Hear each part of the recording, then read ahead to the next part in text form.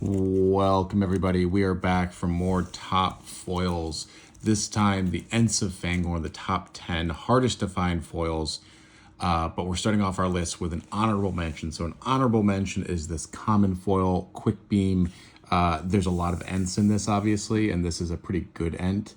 And so, I think if you're playing Ents and Hobbits, you might want this, you maybe want it in foil. This was just something that was hard to find for me.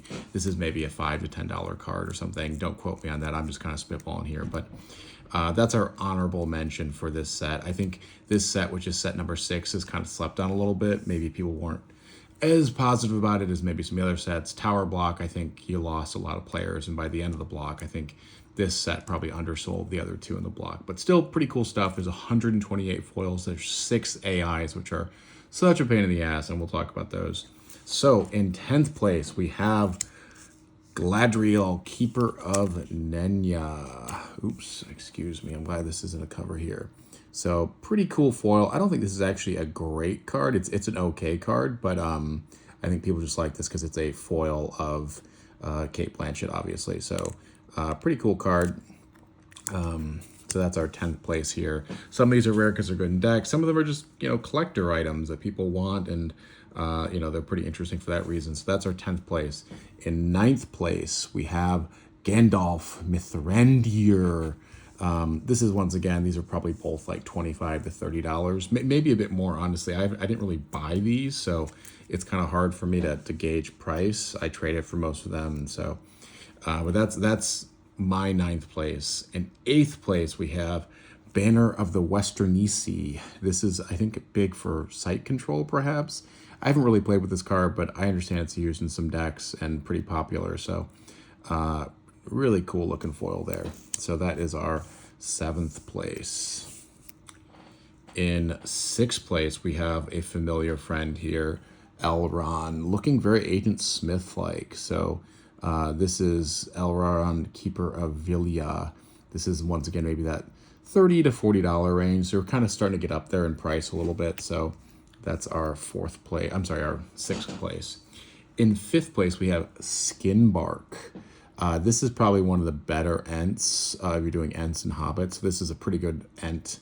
So his Twilight cost is -1 for each Ent or Unbound Hobbit you can spot. So if you're playing with a bunch of Hobbits and a few Ents, you might be able to get him for real cheap. So he's pretty good. Cool image. I think he's the one that gets set on fire. I can't remember. That might be Quick Beam. All right. In 5th place, we have a kind of tech card here, which is the Ring of Barahir. This is Aragorn's ring. I always have a hard time believing that people could keep a ring for like 3,000 years. Like I lose stuff in like 3 months.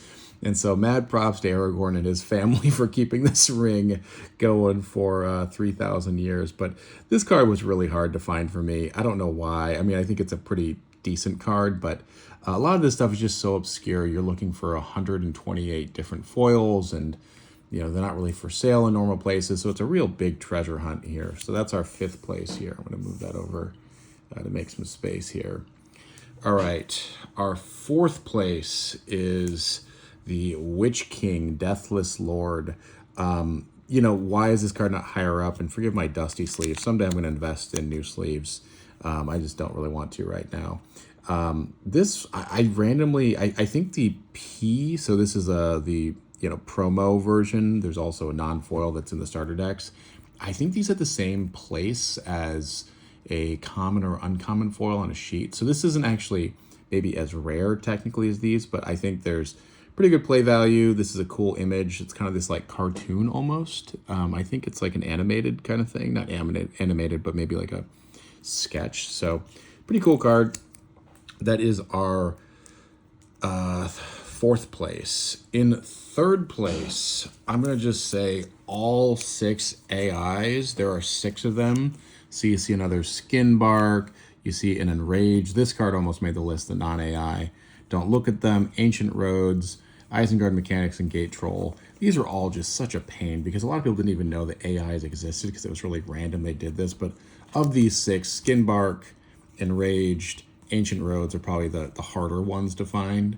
But these are just annoying, so annoying to collect. 6 cards, you think you have all 128. They're like, no, actually, we did 6 foil AIs for, reasons. So all 6 of these are our third place, and that's kind of the gimmick. But I just found these to be like really tedious to collect. But really happy I have them done. I think let's compare these 2 pictures of Skinbark. He looks much cooler there. This AI is a less cool. So AI once again stands for alternative image. He looks kind of lame there, to be honest. And then we have Enraged. Just doing a quick. Ancient Roads is actually a pretty good character, or a pretty good card rather. And then I don't think this Gate Troll's good. I've never really played with him. I haven't played a ton of Towers block, to be totally honest. Mostly a Fellowship guy, a little bit of movie block. I don't have as much gaming time as I'd like to. So that is our third place, are the AIs. Our second place goes to Aragorn, Defender of Free People.